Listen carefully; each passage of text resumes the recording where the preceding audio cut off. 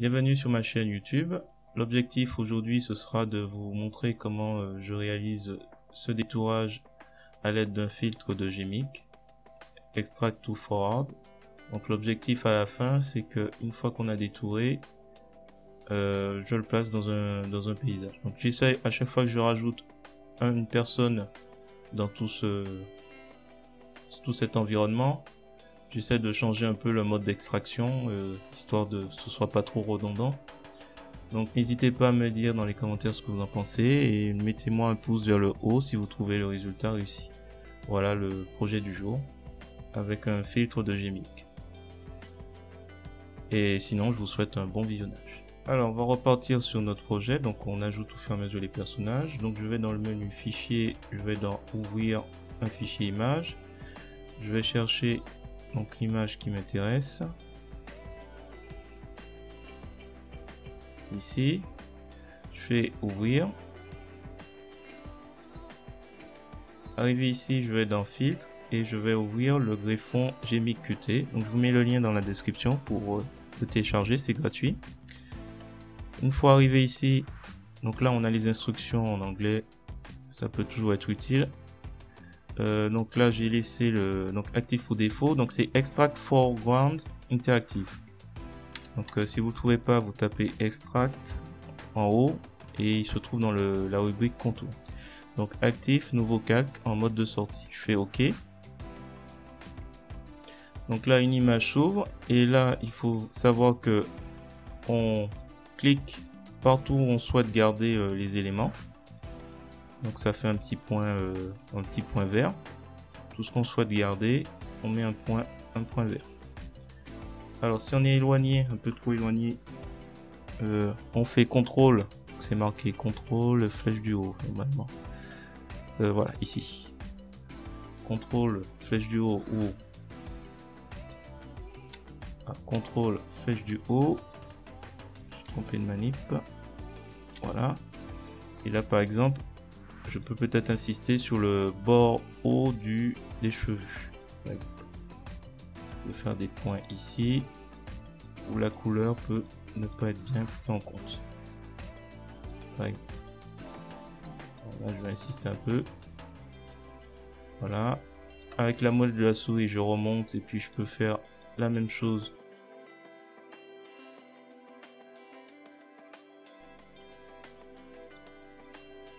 Je peux faire la même chose en bas. Donc toujours avec et donc là par exemple au niveau des doigts, plus insister sur les mains qui peut être loupé. En temps normal, on n'a pas besoin d'en mettre autant. C'est plus simple d'ailleurs quand les choses que vous voulez garder ont une couleur assez uniforme. Voilà, c'est bon. Je vais faire CTRL et je vais reculer avec la flèche du bas. Et là l'idée c'est que avec le bouton de la souris droit, je fais des points rouges. Donc ça symbolise, je vais l'ouvrir. Ça symbolise toute la partie. Oups. Ça symbolise en fait toute la partie que je souhaite pas garder. Donc là je mets tout autour du personnage et puis je peux alterner les points blancs, les points verts, ainsi de suite. Et me rapprocher éventuellement des endroits où ça me paraît plausible que ça n'apparaisse pas. Voilà. Bon, là j'en mets un peu partout, clac clac. Voilà.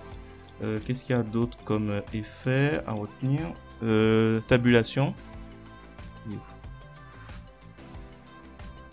Elle ne fait rien. Oui, tabulation qui me permet. Avant de faire tabulation, on fait barre espace pour voir un peu ce que ça donne, le résultat à mi-parcours. Voilà, là on a l'objet qui est bien plus apparent. Là on voit que au niveau de la main c'est un peu loupé. Donc là on fait CTRL et on se rapproche et on peut rajouter des points verts. Alors, avec la molette de la souris, se rapprocher éventuellement des zones qui auraient pu être ratées.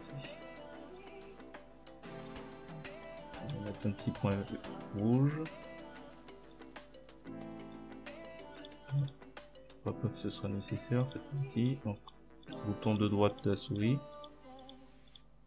Voilà. J'ai pas besoin d'en mettre autant, mais voilà, je pense que là, si je fais barre espace, ce sera nettement mieux. Ah, là j'ai oublié. Donc processing, là je vais rajouter. Ici aussi peut-être.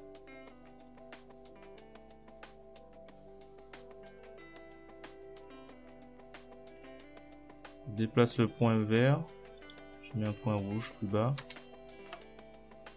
J'appuie sur la barre espace.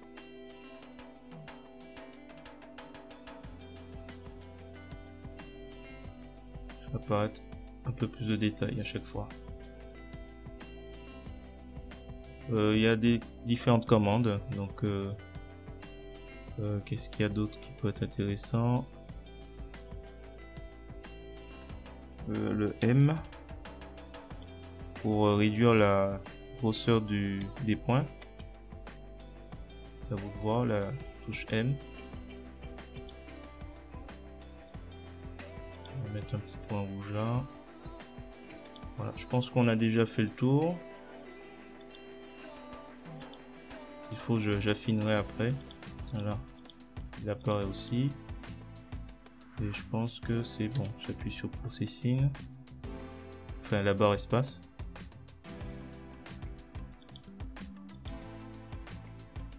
Je pense pas qu'il y a plus. Là, on peaufine un peu, mais c'est largement suffisant, je pense. Je pars encore un dernier. Et je fais Entrée, comme c'est marqué. Donc la touche Entrée du clavier. Donc là il calcule et là je ferme tout ça. On n'a plus que le personnage à terre. Donc ce qu'on va faire, c'est ce qu'on a fait les autres fois, c'est-à-dire qu'on se place sur le calque en question, on fait copier et on va sur notre projet. On va dans édition, on fait coller comme un nouveau calque et on a notre personnage en haut. Donc là on va cliquer sur l'outil donc de mise à l'échelle. On s'assure que la chaîne n'est pas brisée. On la réduit. On la réduit encore.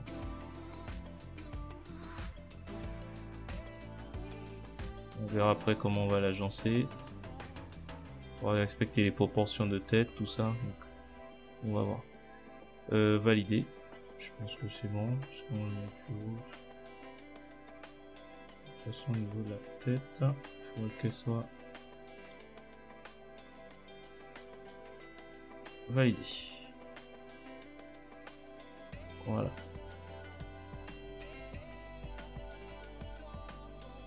Alors, il faudra que je renomme tout ça.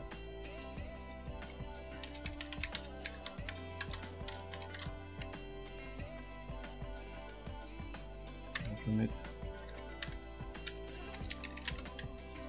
femme à terre,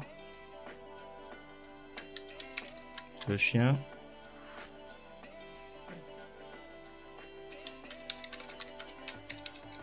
homme apeuré,